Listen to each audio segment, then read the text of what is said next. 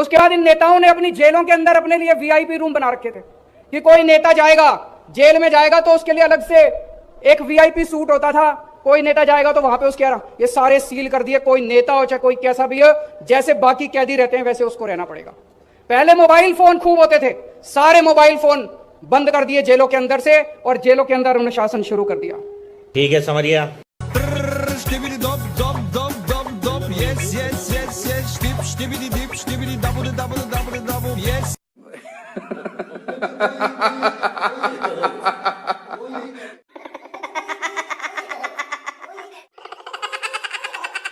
के लिए कट्टर ईमानदार पार्टी के कट्टर ईमानदार नेता मिस्टर केजरीवाल जी के जुमले।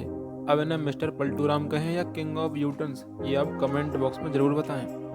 दिल्ली हेल्थ मिनिस्टर सत्येंद्र जैन के बारे में दिल्ली विधानसभा में केजरीवाल जी ने पहले क्या कहा था, ये आप देखिए। अक्षरों से लिखा जाएगा, और जब ये इतिहास के अंदर काले अक्षरों से लिखा जाएगा उस वक्त तुम लोगों का नाम स्वतंत्रता सेनानी के रूप में लिखा जाएगा। उस वक्त सत्येंद्र जैन का नाम स्वतंत्रता सेनानी, मनीष सिसोदिया का नाम, संजीव झा का नाम, जितने तुम जेल गए हो सबका नाम है। आज के जमाने के तुम सारे भगत सिंह हो, मरने के लिए कटने के लिए तैयार है। इन्हें रत्ती भर भी शर्म नहीं आती ऐसे नेताओं की तुलना शहीद भगत सिंह से करने में। जरा इनकी पोल थोड़ा गहराई से खोलते हैं। कई दिन के जब थाईलैंड मसाज वाले वीडियो दिल्ली की तिहाड़ जेल से वायरल हुए तब एएपी पर कुछ बोलने के लिए तो था नहीं। दिल्ली के education minister mister Manish Sisodia ji ये ट्वीट करते हैं कि भाजपा वाले दिल्ली नगर निगम और गुजरात विधानसभा दोनों के ही इलेक्शन हार रहे हैं, इसलिए ऐसी ऊंची बातों पर जोर दे रहे हैं। ऐसी हार आम आदमी पार्टी पहले भी कई बार तय कर चुकी है। एक बार एएपी ने ट्वीट किया था कि हरियाणा के आदमपुर में उनकी जैसी रैली हुई है उसी से उनकी जीत तय है, पर आप देख लीजिए परिणाम क्या हुआ। खुद से तो कुछ होता नहीं, और जब और कोई कुछ करता है तो फिर ये ट्वीट करते हैं। देश नंबर 1 ऐसे नहीं बनता, ना ऐसे देश की तरक्की होती है। देश की तरक्की होगी जब एएपी घोटाले करेगी, भ्रष्टाचार करेगी और एडमिनिस्ट्रेशन को वीक करेगी। वीक एडमिनिस्ट्रेशन का सबसे बड़ा उदाहरण इस समय पंजाब सरकार है। किसी से छुपा नहीं है कि वहाँ की लीडरशिप आज कितनी कमज़ोर है। कट्टर ईमानदार पार्टी के कट्टर ईमानदार health minister mister Satyendra Jain को ईडी ने 30 मई को मनी लॉन्ड्रिंग के केस में गिरफ्तार किया था। अब जब केस चला तो 6 और 7 जून को उनके घर में रेड पड़ी। अब रेड में 133 गोल्ड कॉइन जिनका वजन 1.8 kg और 2.85 करोड़ की संपत्ति मिली है। आप ये सोच रहे होंगे कि ये अभी भ्रष्टाचारी हुए हैं, पहले ये ईमानदार थे। तो आपको बता दें सत्येंद्र जैन पर सीबीआई ने 2017 में लगाया था मनी लॉन्ड्रिंग का केस। तब ईडी ने अपना काम शुरू किया था, और जब केस मिला तो ईडी ने इनको अपनी कस्टडी में ले लिया। बेल के लिए ने कई बार कोर्ट के दरवाजे खटखटाए, बट ये नाकाम रहे। जब तिहाड़ जेल में बंद हुए तो कई सारे वीडियो वायरल हो गए। अब सत्येंद्र जैन करते भी क्या, जब उनकी धर्मपत्नी मूवी देखकर रिव्यू दे सकती हैं तो क्या वो थाईलैंड वाला मसाज नहीं ले सकते। अब बात अधिक शर्मनाक बात यह है कि जो इनकी मसाज कर रहा है उसने अपनी ही बेटी का बलात्कार किया है। मतलब इन्होंने अपने सारे नैतिक शिक्षा सिद्धांतों की बलि दे दी है। सिर्फ ईमानदारी की पीपुनी बजाते हैं, और उसमें भी कितनी सच्चाई है वो आप देख ही रहे हैं। अब बात कर लेते हैं मनीष सिसोदिया की ऊंची हरकत वाली बात की। उन्होंने कहा था कि सत्येंद्र जैन की रीढ़ की हड्डी में प्रॉब्लम है, उनका स्पाइन का ऑपरेशन हुआ था, इसी वजह से डॉक्टर ने उन्हें फिजियोथेरेपी की एडवाइस की है। सच्ची वैसे इस बात पर आप भरोसा कर सकते हैं, जो आदमी अपनी पीठ पर 133 गोल्ड कॉइन्स और 2.85 करोड़ पैसे लेकर घूम रहा हो उसकी रीढ़ की हड्डी में दर्द तो होगा ही। सच ये है कि सत्येंद्र जैन के जितने भी वीडियो हैं सारे के सारे वीडियो 21 सितंबर और उसके पहले के हैं, और आप ये रिपोर्ट देख सकते हैं। इस रिपोर्ट में साफ साफ वर्णित है कि 23 सितंबर को एडवाइस की गई थी फिजियोथेरेपी की। कैसे एजुकेशन मिनिस्टर हैं ये, इन्हें एक रिपोर्ट पढ़ना भी नहीं आता। इस मसाज का असर राहुल गांधी पर ही पड़ा है। आप पूछेंगे कैसे, तो जिन सर्दियों में राहुल गांधी थाईलैंड जाकर मौज मस्ती करते थे वहाँ कांग्रेस ने इन्हें भारत जोड़ो यात्रा की नौटंकी में फंसा रखा है। अब चूंकि दिल्ली में ही थाईलैंड वाला मजा है तो उनका मन वहाँ रह कर जाता है, पर बेचारे क्या करें वहाँ भी नहीं जा सकते। इसी असमंजस में राष्ट्रगान को राष्ट्रगीत बोल देते हैं और राष्ट्रगान को 52 सेकंड से भी ज्यादा चला देते हैं। देखें अब राष्ट्रगीत एक साथ सावधानों के साथ, राष्ट्रगीत शुरू कर।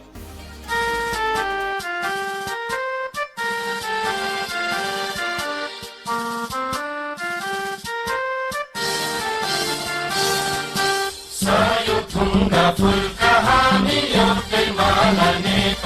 राष्ट्रगीत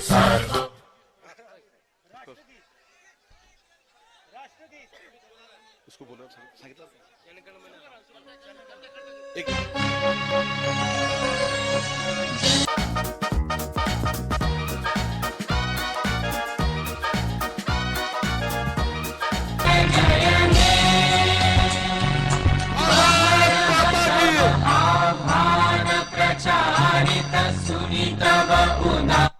दरअसल राष्ट्रगान रविंद्रनाथ टैगोर के भारत भाग विधाता का हिस्सा है और उसे 52 सेकंड तक चला जाता है, लेकिन उन्हें ये भी ध्यान नहीं रहता। अंत में आपको एक ऐसी वीडियो दे जाऊंगा जिससे आप बहुत खुश हो जाएंगे। दरअसल एक स्कूल में हनुमान चालीसा का पाठ कराया जाता है। ऐसे दृश्य बड़े ही विरले मिलते हैं, तो कृपया उसे ध्यान से देखें। जेल से हमें डर नहीं लगता। तुम लोग सावरकर की औलाद हो जिसने अंग्रेजों से माफी मांगी थी। हम लोग भगत सिंह की औलाद हैं। हम भगत सिंह को अपना आदर्श मानते हैं, जिसने अंग्रेजों के सामने झुकने से मना कर दिया और फांसी पर लटक गया। जो हंसकर कट गए अपने देश के लिए, उन पर ऐसी टिप्पणी। अभी तक तो मुझे विश्वास नहीं होता था, पर अब धीरे धीरे होने लगा है।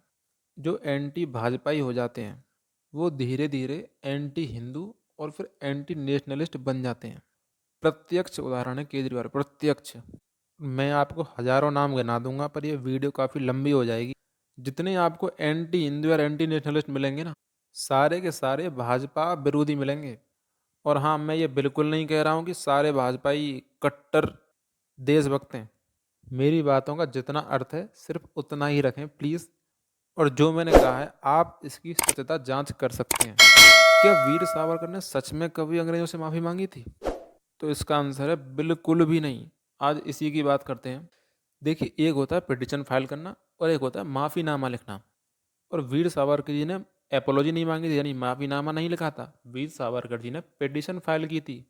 पिटीशन फाइल करना यानी याचिका लगाना। और फिर अंग्रेज खुद वीर सावरकर जी के बारे में क्या कहते थे?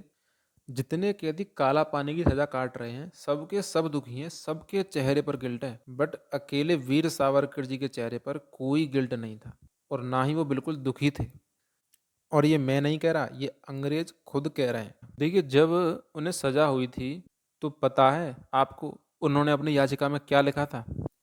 मुझे यानी वीर सावरकर को यहाँ रहने दें, बट यहाँ जितने भी लोग हैं जो मेरे जैसे हैं और मेरी वजह से हैं, जो काला पानी के कारण यहाँ सजा भुगत रहे हैं, इन्हें रिहा कर दो, क्योंकि ये ऐसी ज़िंदगी नहीं जी पाएंगे और ना ही ये ऐसी ज़िंदगी डिजर्व करते हैं।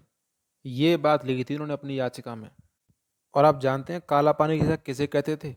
इतना ज़रूर याद रखें, यदि आज किसी को दे दी जाए ना, तो वो सबसे ज़्यादा क्रूरता होगी, सबसे ज़्यादा। इसमें एक अपराधी को एक छोटे से केज में बंद कर देते थे और वो इतना छोटा और इतना अंधकारमय रहता था कि किसी को पता नहीं रहता था कि कब दिन हुआ है, कब रात हो गई है। आपको पेशाब और विष्ठा दोनों उसी में करने पड़ते थे और वहीं खाना भी खाना होता था। पत्थरों पर सोना होता था, ओढ़ने के लिए कुछ भी नहीं मिलता था, बल्कि उनके खाने में कीड़े मकोड़े तक होते थे। आप समझ सकते हैं कि हमारे स्वतंत्रता सेनानी कितनी गंदी स्थिति में रहे हैं, क्या क्या झेला है उन्होंने। वीर सावरकर जैसे सैनिकों ने रियल में ऐसी प्रताड़ना झेली है। वो किसी अमीर खानदान से नहीं आते थे और ना ही कोई राजनेता थे जिन्हें सिर्फ हाउस अरेस्ट कर दिया उन्हीं के बंगले में। एक और फैक्ट सुन लीजिए, अमाद उल्ला खान, राम प्रसाद बिस्मिल, वीरेंद्र कुमार, ये बड़े नाम आपने जाहिर है किसी ना किसी के मुझे सुने ही होंगे। इन्होंने जो पिटीशन फाइल की थी ना, सेम वीर सावरकर जैसी पिटीशन थी वो। इन सब ने एक साथ पिटीशन फाइल की थी, बट आज इनको कोई ट्रोल नहीं कर रहा। पता है क्यों? क्योंकि उनकी आइडियोलॉजी को आज एक पॉलिटिकल पार्टी फॉलो कर रही है और केवल यही एक रीज़न है उनसे हेट करने का। सच में स्वतंत्रता सेनानी से हेट करने का केवल यही एक रीज़न है कि एक पॉलिटिकल पार्टी उनको फॉलो कर रही है। अभी भी इन बातों में भरोसा थोड़ी होगा आपको, इनका स्ट्रगल समझ में ही नहीं आएगा। इसका रीज़न है कि अभी तक वीर सावरकर जी के ऊपर कोई फिल्म नहीं आई है। फॉर एग्जाम्पल, संजू मूवी में संजय दत्त का बहुत ज़्यादा स्ट्रगल दिखा दिया है। जैसे उसको एक बहुत ही घटिया जेल में रहना पड़ा था, खाने नहीं मिलना, पीने नहीं मिलना, वगैरह वगैरह। तो उसे आपने एक विज़न के रूप में देख लिया, तो वो बात आपके माइंड ने एक्सेप्ट कर ली और बैठा ली कि सच में से ऐसी ही जेल मिली होगी। उन्होंने जैसा पर्दे पर दिखा दिया और आपने मान लिया। आपको वहाँ पर इमोशनल टच भी हो जाता है, बट यहाँ कोई हम जैसा बोलेगा तो आपको विश्वास ही नहीं होगा, क्योंकि आपकी पॉलिटिकल आइडियोलॉजी इतनी बर्बाद हो गई है, या फिल्मों से हुई या किसी और वजह से हुई, कि आपको एक न्यूट्रल आदमी, एक बायस्ड आदमी और एक स्वतंत्रता सेनानी में कोई अंतर नहीं दिखेगा। फिलहाल वीर सावरकर जी के बारे में इतना ही। यहाँ तक देखने के लिए बहुत बहुत धन्यवाद। श्री राधे।